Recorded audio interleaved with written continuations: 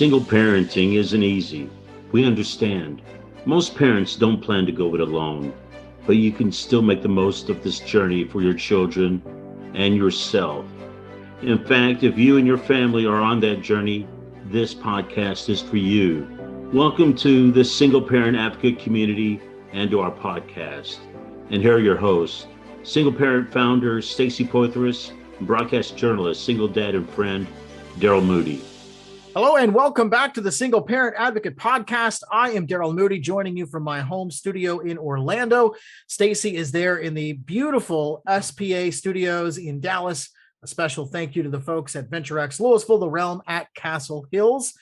This is a special edition of the Single Parent Advocate podcast. It's our favorite day of the year. It's National Single Parent Day. And we're going to talk a lot about what this day means and different ways you can celebrate it and that sort of thing. But Stacy, you were supposed to have a golf tournament today, and the weather threw a curveball at you.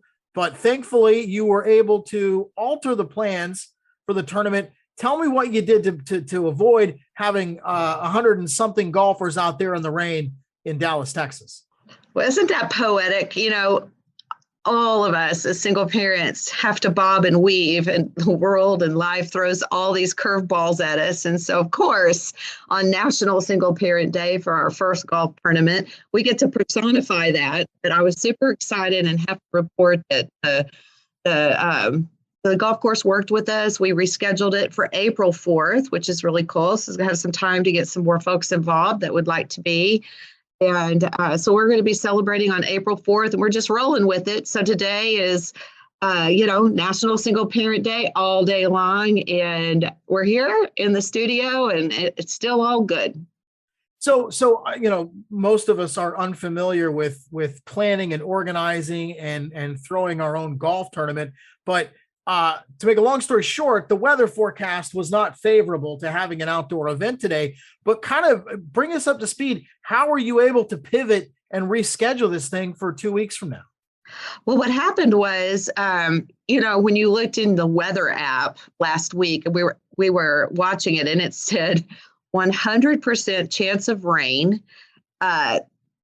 likely thunderstorms, 15 to 25 mile an hour winds. And, in Texas, thunderstorms, well, I guess everywhere, when it's a thunderstorm, it means lightning. It's not just rain, it's going to be lightning.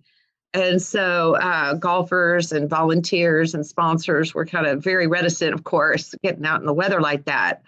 So what happened was, you could make a decision ahead of time and say, I'm going to, better safe than sorry, move the date and change the contract. And there's a lot of elements to that.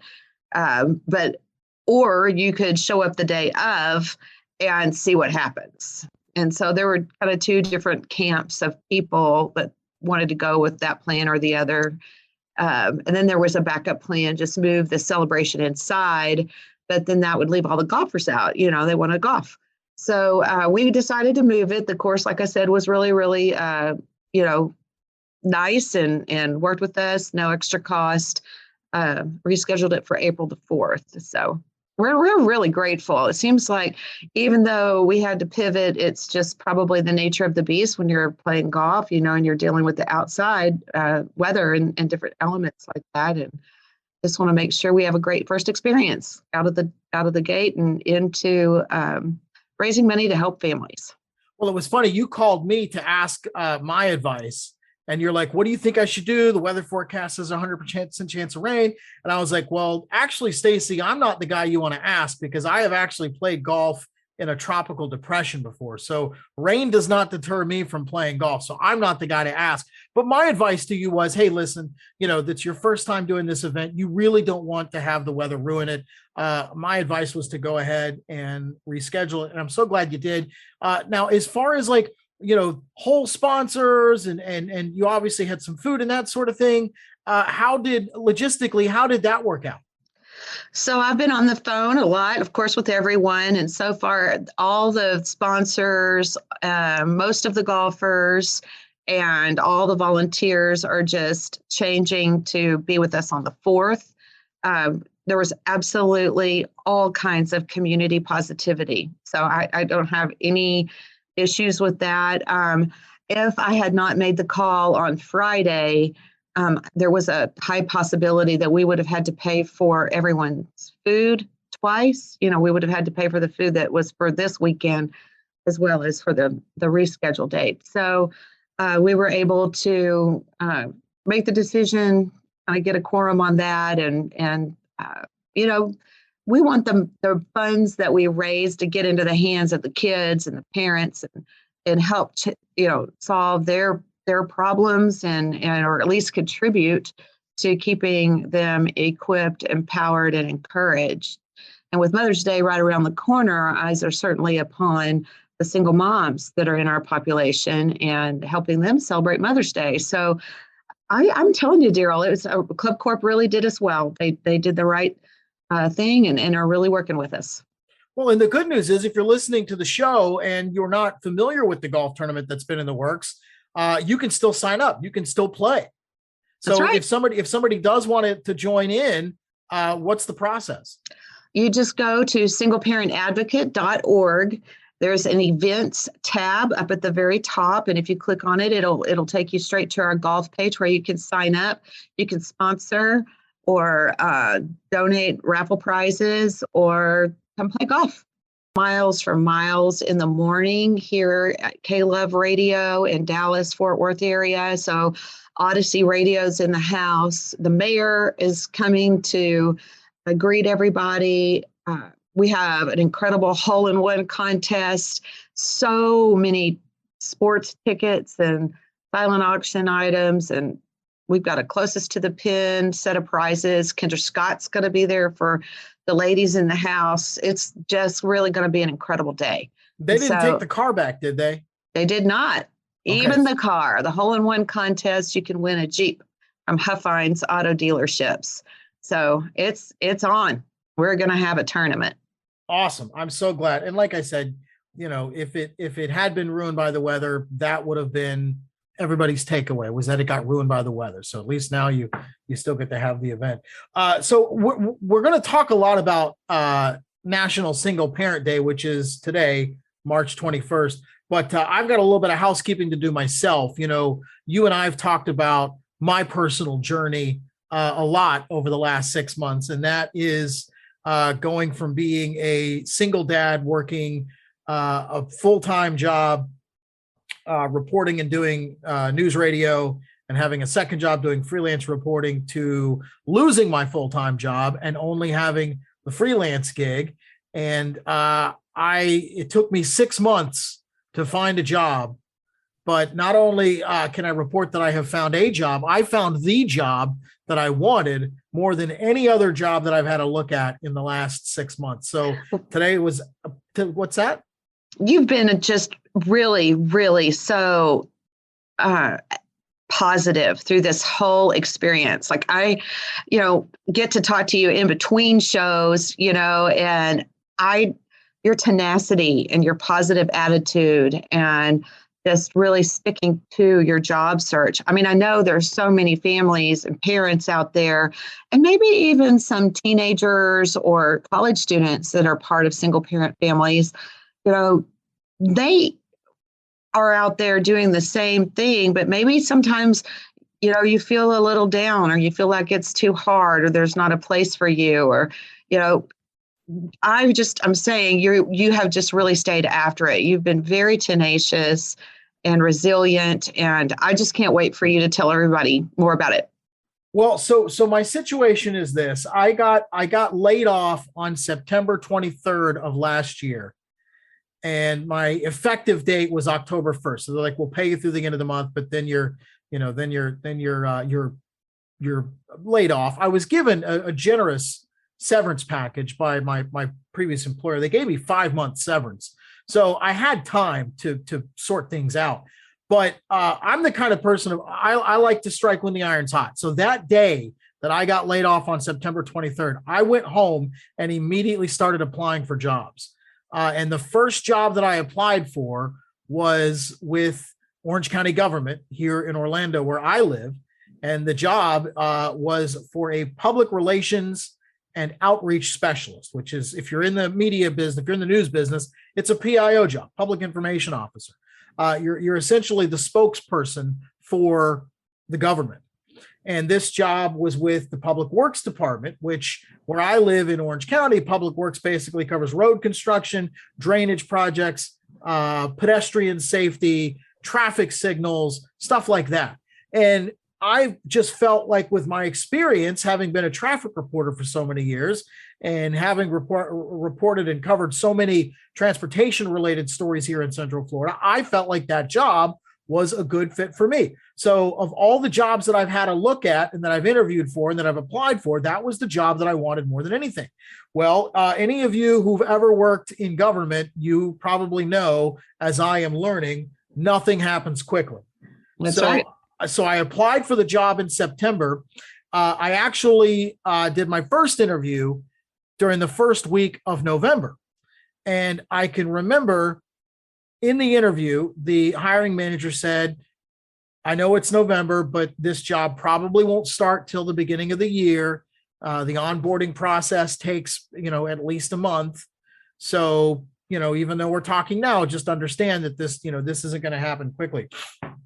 So, and I can remember, Stacy, walking out of that interview and repeating a phrase to myself that I've heard hundreds of times growing up in a church school. And that is, God's timing is perfect. And I just said to myself, I've got this 5-month severance. It's going to take a little while for this job, even if I get the job, because I didn't get the job immediately. I kept saying to myself, I'm going to be okay in this process because I've got money. And if I do get this job that I want, it won't be till the first of the year. So, and now as I'm waiting to hear back, you have to continue to apply for jobs. So I'm applying for other public relations jobs, communications jobs, sales jobs. I mean, I interviewed for sales jobs, selling roof jobs, selling life insurance, selling radio and television advertising. You name it, I had to look at that job. And I wasn't getting offers, wasn't getting traction. I'd get really close, get 2 interviews.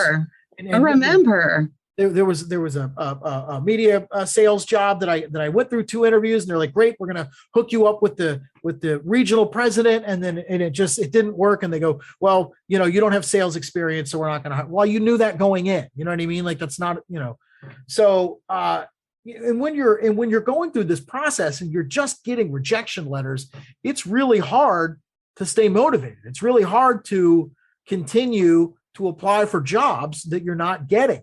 But, I never lost faith. I did a lot of praying, I'll tell you that. And I just kept at it and I stuck with it. And as I was applying for and interviewing for these other jobs, I would reach out every 2 or 3 weeks to the hiring manager at Orange County and say, hey, I still want the job. And the story I was being told was, well, your application's still under consideration. That was all they would tell me. Your application is still under consideration. So we got towards after the start of the year, it's January, I'm really starting to get nervous. So I said, okay, I'll look at piecing together, multiple jobs and see how that works. So I reached out to some of my contacts in the media and in radio and in news. And I actually, for a couple of months, went back and did a job that I did 10 years ago. And that was as a breaking news helicopter videographer. So I was a TV news cameraman for a couple of months. And that's a fun gig. Don't get me wrong. I would put that right up there with some of the most exciting jobs I've ever had in my life. But, for $16 an hour working 30 hours a week, it's not going to meet my needs. So it was, it was a banding, but all the while I stuck with it and I would reach out to Orange County. And then in February, all of a sudden hey, okay, we want to bring you in for a second interview. And at this point, I'm thinking to myself, you are only doing this to humor me because I've been hounding you for months and you're going to bring me in. You're going to give me this sham interview. It's not going to go anywhere, but you got to go through the motions. You got to give it your best effort. So I went into that interview. I went in with notes. I came in with ideas. I came in with suggestions, talked about specific programs, what I would like to do with this, what I would like to do with that. And sure enough, on Valentine's Day, I got the call from Human Resources at Orange County and they offered me the job and I accepted it. And sure enough, government doesn't happen. It took me 5 weeks to complete the onboarding process, get the background check back and all that stuff. And I started the job today. Wow. Congratulations, Daryl. Like I said, stick to it, stay after it. And you brought up something just now about that whole journey about finding a job or a job transition. And it's remembering, don't forget about God and his timing and our faith and keeping the faith, because I think that it's challenging, finding the right fit. Also going like you did, you had to go through this process, and trusting the process is hard. Well, and honestly, Stacey, if I had $1 for every time I stared up at the sky and prayed and said, God, please deliver me from this situation, I'd still be on vacation. But right. You just, I got 2 little girls that need me, and I can't give up. You know what I mean? So I did what I had to do, and God provided me with what I needed. And I'm so grateful that he gave me the opportunity. And I had fun in the helicopter for 2 months. I mean, that's a fun gig, man. I like that job. But, my advice to you folks is whatever your situation is, if you are faced with adversity, whatever your faith is, whatever your belief system is, you just stick with that belief system, and you continue to pray, and you continue to do the things that you need to do, and it will pay off. And it did for me. And that can apply to a job search and other things in life too. Just staying with it, keeping the faith, and, making sure that you're doing all of the things you can, but also trusting the process, because there usually is a process, right?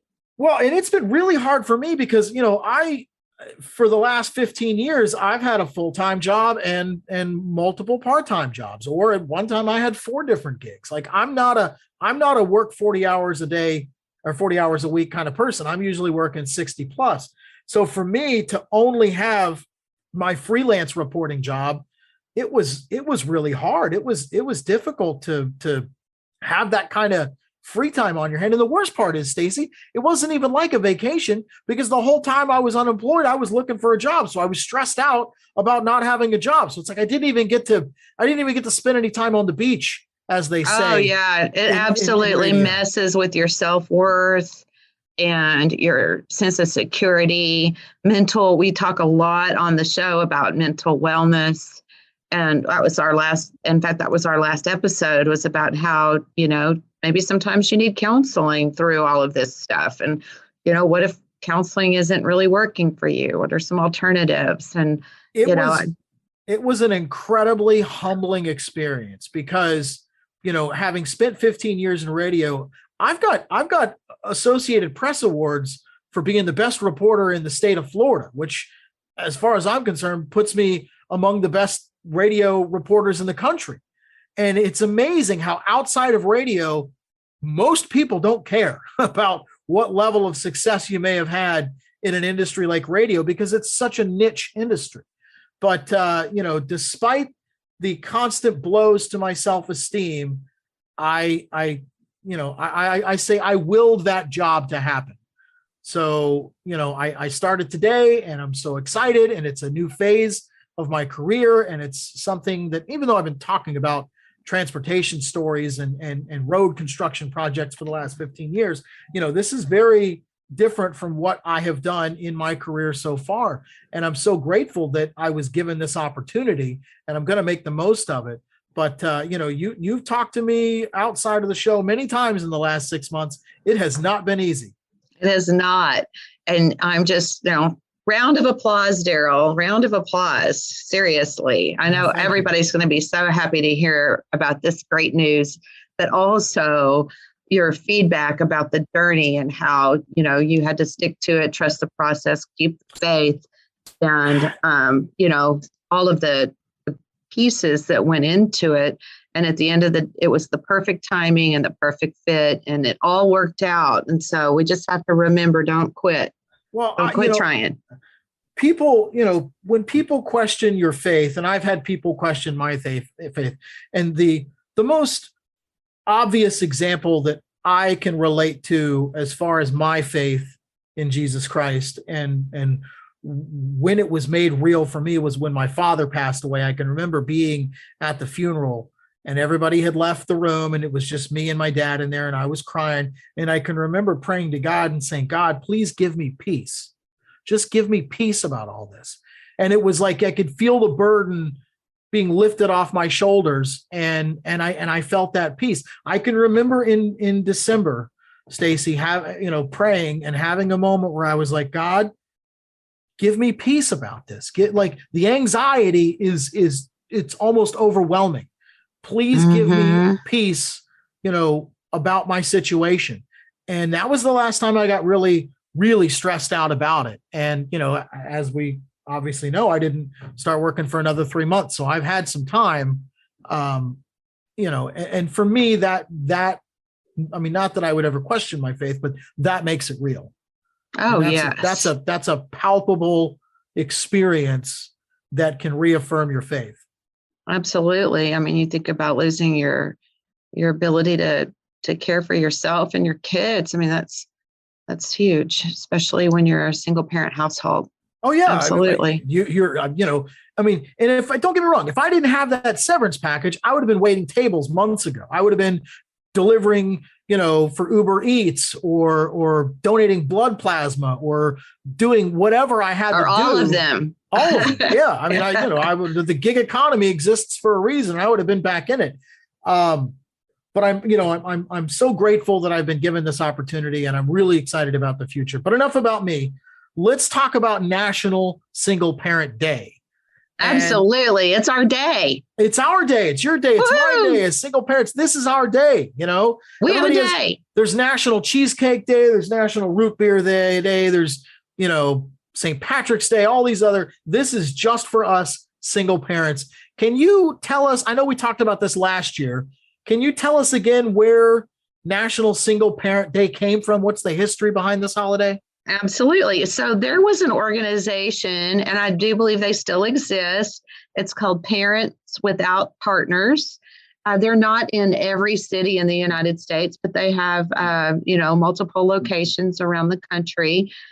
Basically, Parents Without Partners was established on March 21st, 1957.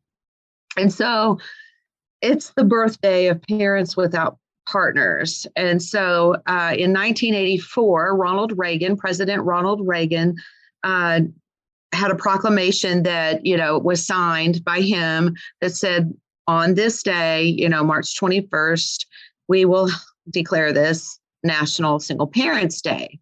And so, it's interesting because I don't know how many people really think about this, but because single parents often feel so isolated, they're very, very significant part of the United States total population. Like we have the highest rate in the whole wide world for people raising their children alone. I think that 25% in all of the US, 25% of children are being raised in a single parent home. And so it's a very significant population. So if you're feeling alone out there, please hear us. You're not alone. There are 1 in 3 kids, even in North Texas or Texas, being raised by a single parent. And not all of those statistics are things that we dwell on, right? Because we don't want to be a statistic. But it's important to understand that we're not alone. Right? There's 1 in 4 people in America are growing up in a single parent household. And that's what the show's all about is to a way to provide support to our single parents. Now, if we want to do something special with this day, you actually found some different ways that we can celebrate National Single Parent Day. What are some of those suggestions? Well, I've written about it in the past, of course, there's a lot of different ways that I thought of. I, of course, thought about going out to dinner. I love to go out to dinner. In 2020 and 2021, when I kind of wrote about all of this stuff, we were in COVID. And so we couldn't necessarily get out of the house and go to dinner, right? But certainly finding a cooking a nice meal, having a dinner, making a cake, making a moment of it, whatever that means to you and your family. And not really only that, but possibly I like the idea of writing a note to our kids, because our kids are a big part of the single parent journey as well. And so, including them in the day as well, because they are, a lot of times they don't get to do things, or they have to do other things. And so applauding them and making them a part of the day is really, really important. And then I also talk about, setting aside some time for yourself, a little extra time, whether you want to go and get a massage, or, sit in a hot tub, or go for a, extra walk. I love to dance, whatever you love to do that you feel like you haven't done in a while, or if you need a little rest, trying to carve that out, right? But one of my favorite things is, get together with other single parents. There are so many of us out there, and we're so busy, and we get to going, and to take time with one another as single parent families is almost like putting tight shoes on with a shoehorn to figure out the right time, the right place, the right, meal, or the right activity. It's like aligning the stars, right? But getting together with other single parent families, are things that we can do as single parents. But, there's also things people can do for single parents on Single Parent Day, sending them recognition, giving them a high five, taking them, if you have a single mom or dad in your life, taking them a meal or flowers. It's like our version of Mother's Day or Father's Day, right? Except we're just the everything parent. It's like an everything bagel. Well, you're going to love this. You suggested going and getting a massage. The girls and I went and got pedicures over the weekend. Oh, that's a great idea. We got daddy-daughter petties. See, that's a great way to do something, make it a moment. I believe we make moments matter. And, we want to make a moment out of this, right? This special day. And, like today, we were going to be at the golf course. We were going to make this day a moment to raise funds and awareness for single parents and their kids. And, here we are. I would have been telling you all about the golf tournament today, but we're not there. And so we're going to have to record this today and then distribute it later, but it's still all good. You could do it on the weekend, but, just try to do something for yourself, try to honor, your kids. And then for those folks out there who know a single mom or dad, or sometimes it's a single grandparent raising their kids alone, give them some recognition and pat on the back, because it really is valued and needed. Well, in my web searching for different things to talk about with respect to National Single Parent Day, I ran across the National Single Parent Day USA Facebook page. Oh, do tell, Daryl. Well, and one of the posts on the page talks about the importance of being there for your kids. And it lists different ways that you can be there for your kids. And it's got these great clips of parents, supporting their kids in different ways. But you can show support, you can show encouragement, you can cheer them on, you can teach them, guide them, show them the right way, help to build their confidence, which is something we're working on in my house with my daughter, because my oldest daughter, Elise, God bless her, she's got some self-esteem issues. So I wrote an affirmation. I've probably talked about this before. I have a giant whiteboard in my kitchen that we put up different notes for the week and that sort of thing. And I wrote an affirmation up there for her. And it says, I am ... And it says, I am strong, smart, competent, capable, and confident. Where's kind? I'm raising kill or be killed kids. There's no time. I'm trying to raise. I want confidence, not kindness. Not. Well, you can kill them with kindness. We did. I've talked about that too. She had a kid. she had a kid at the spring break camp that she didn't like. And I talked to her about killing that kid with kindness. I was like, you don't like Campbell, you kill her with kindness. You can either ignore her or you can just be so nice to her that all she does is get irritated with you and she'll leave you alone. But anyway, building their confidence. I mean, that's one of the most important things we can do for a kid. And when a kid goes through divorce, Mike, if you ask my 8-year-old right now, she still thinks the divorce is her fault. She can't really articulate how it's her fault, but she still believes in her heart that this is her fault. So for me, that's one thing that we have really been working hard on in my house, and that is raising Elise's self-confidence. You've met Claire. That kid has confidence in spades. That kid doesn't need help raising her confidence. Elise is a different story. So I've created an affirmation for her, and she repeats it every morning. It's, I am strong, I am smart, I am confident. I am strong, I am smart, I am competent, I am capable, and I am confident. Oh, yes. I love it. I just really think that's great. And I'm glad to hear that you got your toes done and that you have the board going. And, if we as single parents would only say those things to ourselves, right? Well, it's like when you're, the other thing you can do is when you're congratulating or you're putting praise upon your kid, instead of saying, I'm proud of you, now the thing you say is, you should be proud of yourself. You know what I mean? So that they learn their own self-worth rather than assigning it to other people. And thankfully, Elise has gotten that message now. And when she does something, she goes, I'm proud of myself. And well, you should be, honey. You did a great job with that. Oh, yeah. There's some famous single parent people that, I think Adele grew up in a single parent household. Julia Roberts grew up in a single parent household, I'm reading. Isn't that interesting? And look at how determined and successful, they have been with their careers. And, I think that, parents like you who are really present and showing these skills and sharing all that they have, raise children that are going to have that skill set, both educationally and the soft skills emotionally, to succeed. Well, applause again, Daryl. I want my girls to be strong and resilient, and throughout this whole underemployed process, we'll call it, because I've been working, I just haven't had a full-time gig. I have tried to reaffirm for my kids a lot that God is going to give you difficult circumstances. God is going to challenge you. God is going to give you adversity.